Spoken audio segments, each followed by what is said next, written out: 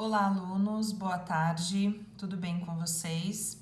Vamos para mais uma aula. Hoje nós vamos trabalhar o livro Buriti Mais Ciências e nós vamos iniciar na página 24. Nós estamos falando sobre a energia e hoje nós vamos falar um pouquinho sobre o circuito elétrico, tá bom?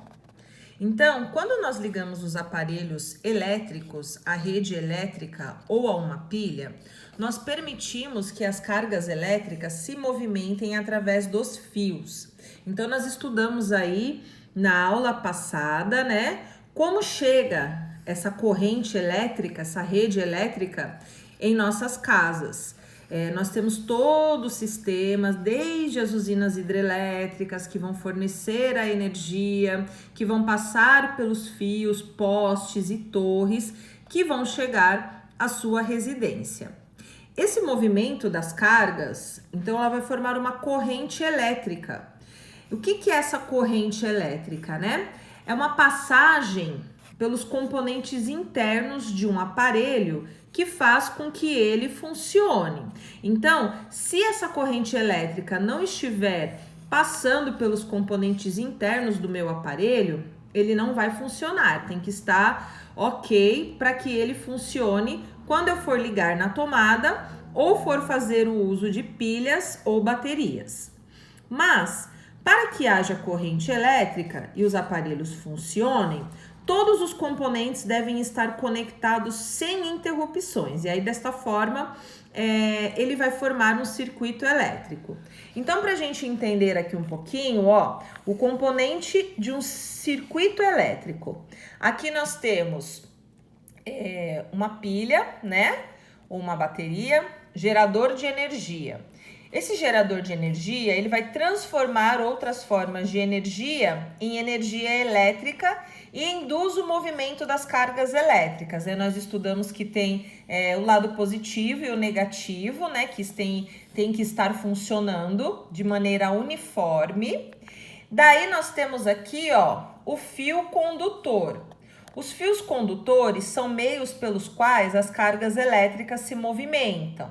Então, aqui, vamos supor, o fio aqui, está ligado, né, na bateria ou na pilha, e ele é o fio condutor que vai chegar ao aparelho. Então, aqui, aparelhos como lâmpadas e eletrodomésticos, eles usam a energia elétrica para o seu funcionamento. Então, uma televisão, uma geladeira, um ventilador, um ar-condicionado, eles têm, né, a gente vê o fio condutor, que a gente precisa ligar na tomada para que funcione. Mas para gerar energia, a mesma coisa a luz, né? Nós temos lá o bocal, que fica geralmente no teto, né? E nós colocamos a lâmpada, mas ela só vai funcionar se tiver esse circuito elétrico.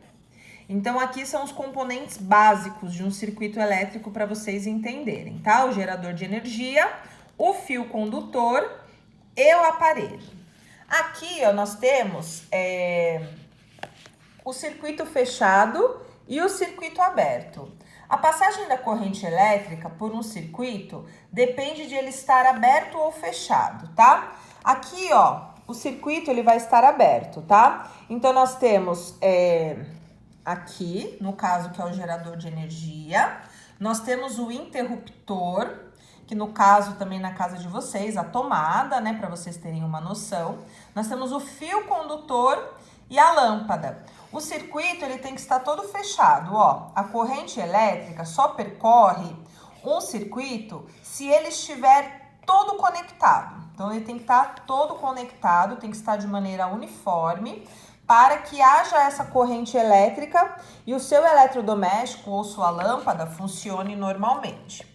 Aqui no circuito aberto, quando há interrupção em algum ponto do circuito, aí as cargas elétricas, elas não se movimentam pelos fios e não há fornecimento de energia elétrica para que o aparelho funcione. Aqui, nosso circuito está todo fechado.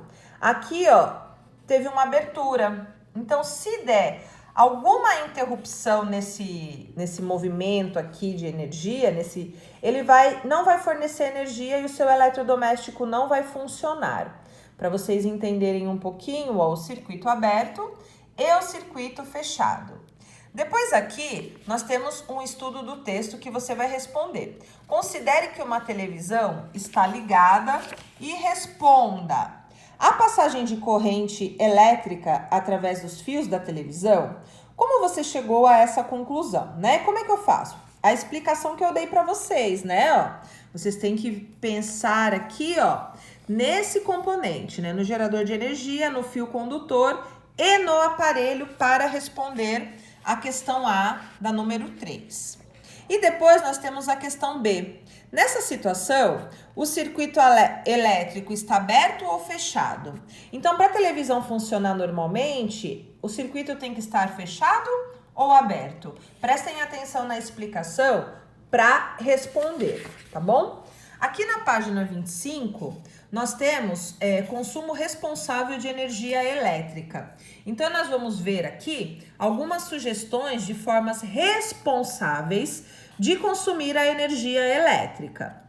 Então, nós temos aqui, ó, computadores. Programe o monitor para desligar quando não estiver sendo usado. Então, geralmente fica aquela luzinha vermelha no monitor do computador, ele está em uso, né? Então, nós temos que manter desligados. O chuveiro elétrico, ele é responsável por cerca de 30% dos gastos com energia elétrica. Evite banhos longos e muito quentes e feche a torneira para se ensaboar. Então, esta é uma outra forma aqui, ó, sustentável de se economizar energia. Olha quanto um chuveiro ele gasta com energia, 30%. Principalmente agora nessa época de inverno, a gente gosta de ficar naquele banho quentinho, então a gente acaba tomando um banho mais demorado, nem sempre temos o hábito de fechar a torneira, né, pra gente poder se ensaboar, então fica caindo água, gastando energia, enquanto a gente tá se ensaboando. Desta forma, gasta tanto a água quanto a energia, ó, que totaliza 30%. A máquina de lavar. Lave de uma única vez a quantidade máxima de roupa. Mantenha os filtros da máquina limpos para aumentar a eficácia da lavagem. Então, a gente espera, né, encher aí o cesto de roupas para colocar para lavar no nível máximo da nossa máquina. Desta forma, você vai fazer uma única lavagem e vai economizar tanto a água quanto a energia. Aqui, ó, nós temos as lâmpadas. As lâmpadas, elas correspondem a cerca de 20% dos gastos com energia elétrica. Então, as lâmpadas fluorescentes ou as LEDs, elas ajudam a economizar energia, né?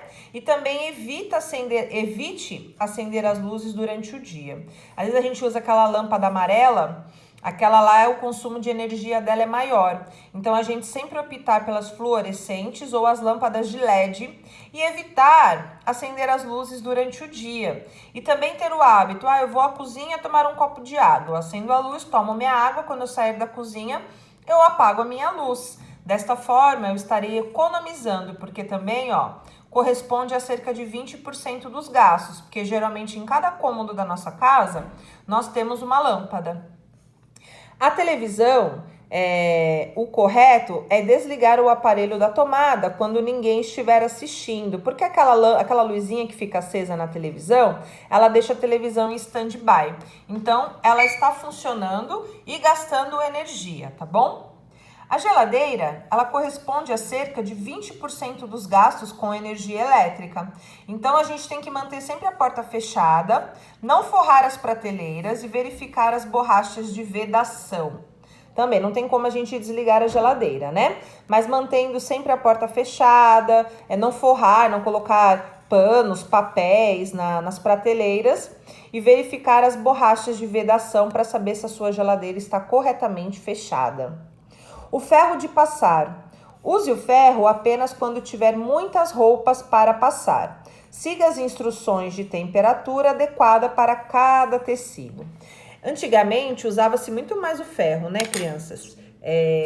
tinha o hábito de lavar a roupa e já passar. Hoje em dia, até mesmo os próprios tecidos, eles não amassam tanto. Então, a gente acaba consumindo um pouquinho menos a energia elétrica do ferro. Depois nós vamos para a página 28 e nós vamos falar sobre o ímãs e o magnetismo. O ímã é um objeto capaz de atrair alguns metais. Essa propriedade é chamada de magnetismo. Nós vimos aquela experiência, lembra? Do balão, do pente, né? Que a gente passa a flanelinha e aí a gente consegue atrair os materiais para o lugar onde nós passamos a flanela, né? O espaço ao redor do ímã, influenciado pelo magnetismo, é o campo magnético. Vocês já viram um ímã em casa? Um ímã geralmente é aqueles enfeitinhos de geladeira que a gente coloca, né? Que vocês conseguem ver aí o ímã, como ele gruda na geladeira. É por conta do campo magnético que ele tem. Quanto mais próximo o objeto de metal estiver do ímã, maior será o poder de atração do campo magnético. Por isso, geralmente é preciso aproximar o ímã dos corpos metálicos para que ele os atraia. Então, o ímã ele tem esse campo magnético e ele atrai corpos metálicos. Aqui, ó. Quando colocado perto do pó de ferro, o ímã atrai os pequenos pedaços de ferro que estão no espaço ao redor dele. Aqui embaixo nós temos um estudo de texto, tá? Ó. Quais objetos podem ser atraídos pelo ímã na ilustração ao lado? Então, nós temos essa ilustração aqui, ó. Nós temos um clips, uma moeda, uma borracha, uma bolinha. E aqui eu não tô conseguindo identificar o que é. Parece uma caixinha de som, não sei o que pode ser isso aqui. Mas, não, desculpa, gente, ó, professora doida aqui. Esse aqui é o ímã, tá? Perdão. Então, o que pode atrair aqui? A borracha, a bolinha, a moeda e o clips. Vocês vão colocar aqui pra mim, ok? Depois, nós temos a atração. Deixa eu colocar minha mãozinha aqui. Atração e repulsão entre ímãs. Um ímã tem duas zonas opostas, pelo norte e pelo sul, nas quais a capacidade de atração é máxima. Então, nós temos aqui, ó, se aproximamos dois polos diferentes, os ímãs se atraem. Então, a mesma coisa, ó. Na pilha, nós não temos o lado positivo e o lado negativo. O ímã também, ó. Nós temos o polo norte e o polo sul.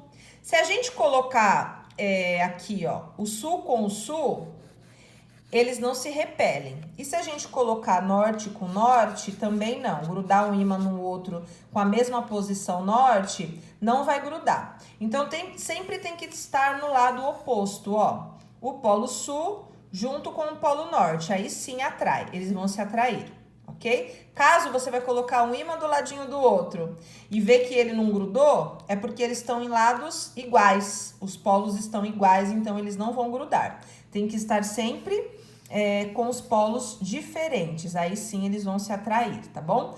Então, por exemplo, na geladeira, você tem que colocar o ímã do lado oposto do lado que está o magnetismo da geladeira para ele colar. E aí, assim, ele vai colar e vai ficar fixo lá e atrair os metais, tá bom? Depois nós temos aqui embaixo também uma pergunta, ó. João tentou aproximar dois ímãs e percebeu que não conseguia grudá-los.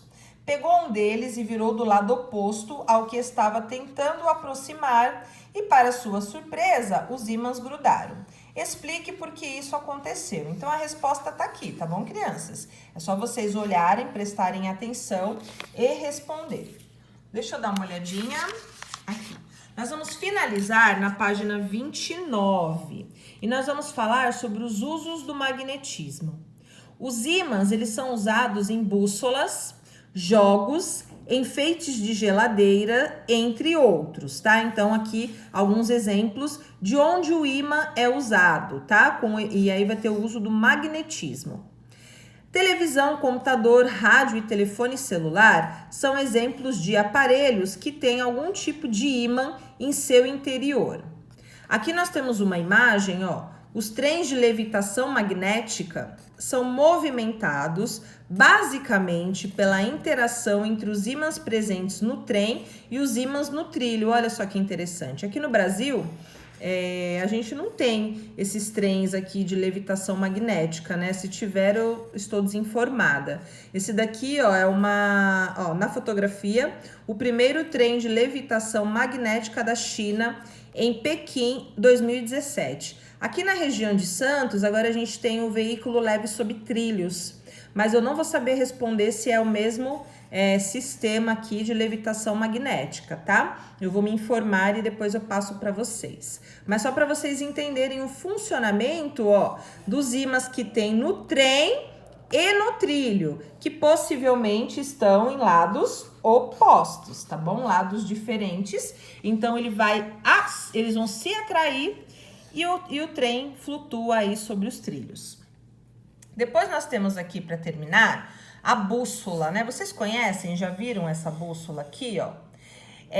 A bússola era usada há muitos anos atrás, principalmente nas viagens feitas de navio, né? Então, nós não tínhamos hoje a modernidade, os aparelhos GPS. Então, eles usavam as bússolas para se orientar no horizonte, para saber onde eles estavam, tá? Se estavam a sul, a norte, a leste, a oeste. E a bússola foi usada durante muitos e muitos anos. A bússola é uma das grandes invenções tecnológicas da humanidade. Ela permitiu determinar as direções, como eu falei para vocês, tá? Isso favoreceu a exploração marítima e possibilitou uma grande revolução no comércio mundial. A bússola funciona porque o planeta Terra apresenta um campo magnético, olha só que interessante. Então, a agulha da bússola, ela fica suspensa e se orienta pelo campo magnético da Terra e aí ela consegue indicar a direção de norte e sul.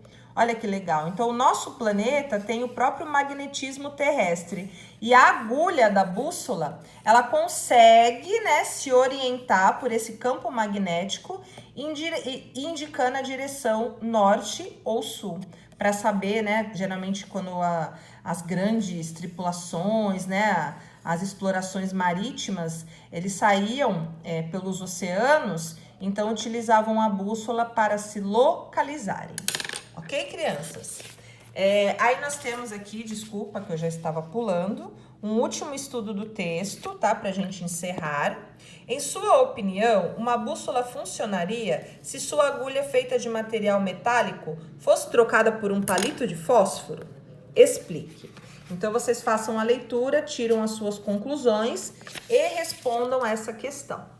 Ok? Nós vamos terminar esse exercício, nós não vamos fazer. E para a próxima semana, nós vamos iniciar o capítulo 4, falando sobre a energia térmica. Qualquer dúvida que vocês tenham, é só me chamar. Beijos para vocês e boa tarde.